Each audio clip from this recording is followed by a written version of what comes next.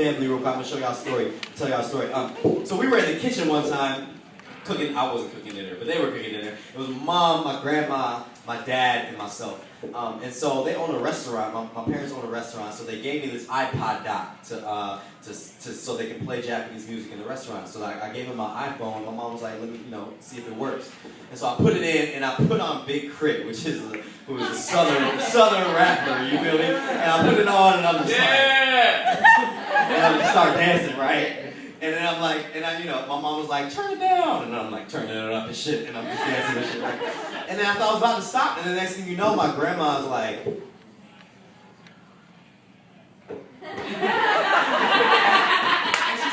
like dropped her onions and started dancing and shit. I'm like, "Oh, grandma!" And then next thing you know, my dad is like,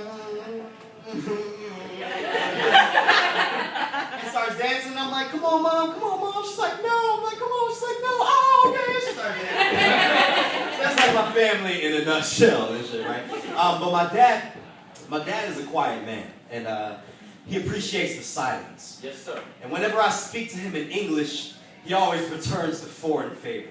See, for him, speaking Japanese is like a walk in the park. I imagine speaking English is like climbing a barbed wire fence. See, my father's accent is bumpy, like the conversation between airplane tires and American concrete that welcomed his arrival to the United States.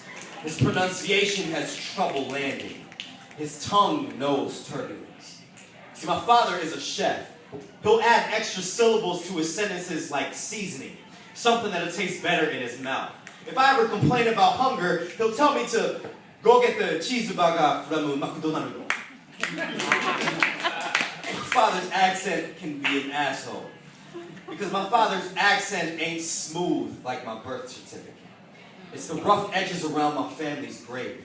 It's the crease that creates the wings on a paper crane. You see, my father's accent is the hole in a Japanese internment camp fence. It's an escape route to his country. His accent is thick, and his words stick together like the vinegar rice on his working hands. He spent more time cooking for people than working on his speech because he knew standard English wasn't going to feed his children. The recipe is his way of talking to Americans. It's how people understand what his heart is trying to say.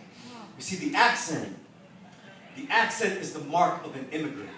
It's a ruler with mile-long increments that measures the distance away from home. See, maybe Asians are known to be good at math because that's the only homework our parents could help us with. Or maybe I'm being defensive because I'm afraid that my rusty Japanese makes me a broken chain link that can't hold my lineage together. I am afraid of passing down my lack of language to my children, and their grandpa's accent will sound more foreigner than family.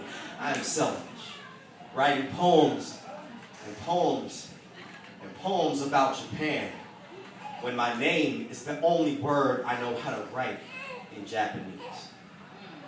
Thank you. So what can we do to say,